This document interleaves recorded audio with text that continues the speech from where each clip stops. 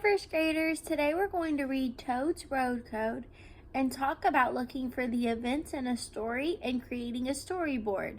Let's get started.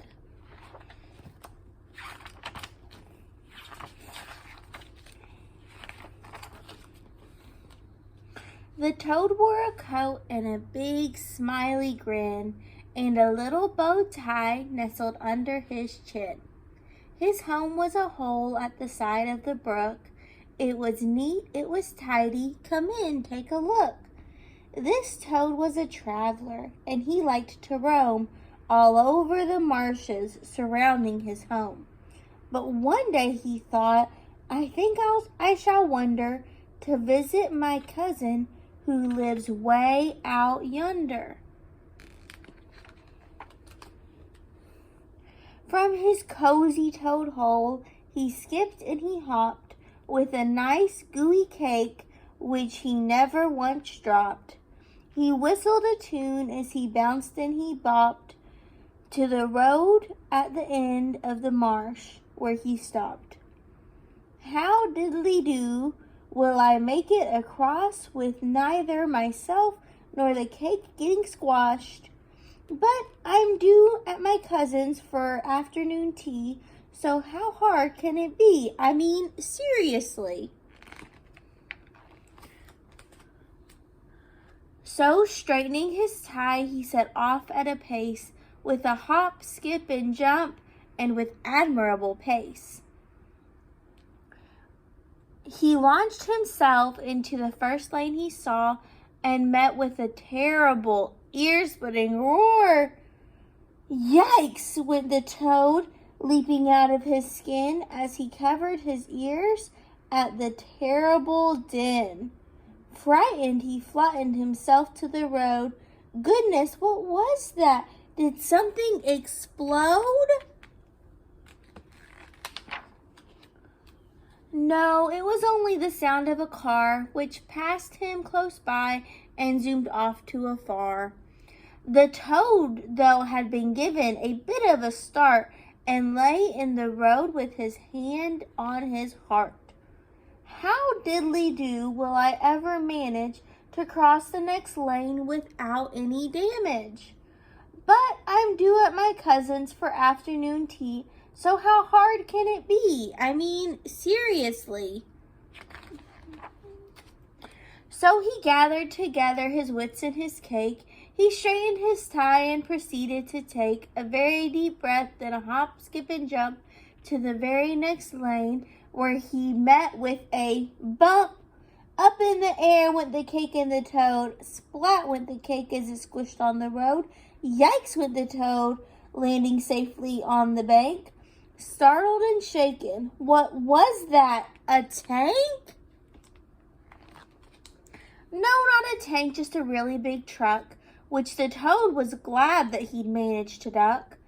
The cake, though, had taken the brunt of the wallop and lay on the road in a big gooey dollop. My cake, wailed the Toad as the truck flew on by, but he brushed himself down, then he straightened his tie and picked up all that remained of his cake. He carried on to his cousin's small house by the lake. You should be noticing something about the lines and how they sound kind of similar at the end. Let's read this page again. My cake, wailed the Toad as the truck flew on by, but he brushed himself down, then he straightened his tie, and picking up all that remained of his cake, he carried on to his cousin's small house by the lake. Cake, lake. There are lots of rhyming words in this book. How do you diddly-do, said the Toad. I'm so glad to see you, and goodness, it showed. Come in, said his cousin. Sit down, if you're able. We'll have us some nice gooey cake at the table. The Toad sat with his cousin, a frog, and they nattered of frog and toad things and of family matters. Then finally their chat came around to the road and how to cross safely, the road safety code. Toad Road Code. Stop at the drop, it's too dangerous to hop. Look for things wheeled, better keep your eyes peeled. Listen all around, can you hear any sound?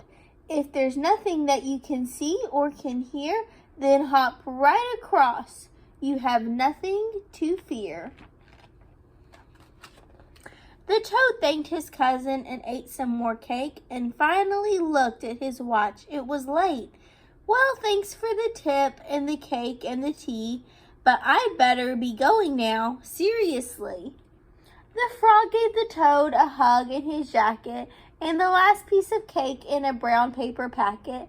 Remember the code, he said with a wave, as homeward the toad hopped, feeling happy and brave. Soon, sure enough, the toad came to the place where cars and big trucks and more dangerous things raced.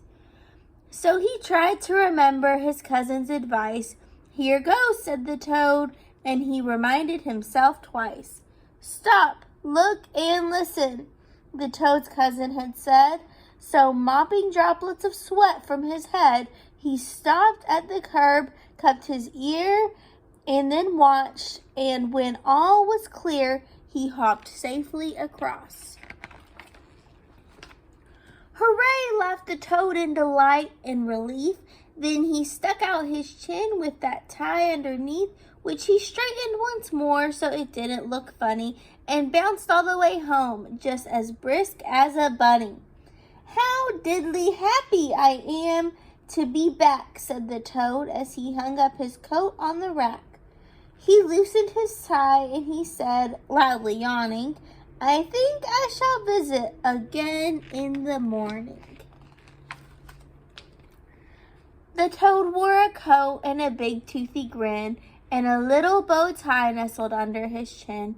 He lives in a brook by a marsh near a road, which he crosses quite often, all thanks to the code. Can you remember the code? Toad's Road Code. Stop at the drop, it's too dangerous to hop. Look for things wheeled, but keep your eyes peeled. Better keep your eyes peeled. Listen all around, can you hear any sound? If there's nothing that you can see or can hear, then hop right across. You have nothing to fear. Okay, so in this story, Toad has quite the adventure trying to get to his cousin's house. And he has a tough time crossing the road. And whenever he gets there, then his cousin tells him, like, hey, this is my road code. This is what keeps me safe. And so together, they learn about road safety, and then he's able to cross back quickly. The toad is able to cross back quickly, and then he's able to go there more often because he knows how to get there safely. Make sure to watch the next video, because in the next video we're going to go through the pictures, look at the events of the story, and I'm going to show you how to make a storyboard, which is going to be your work for today.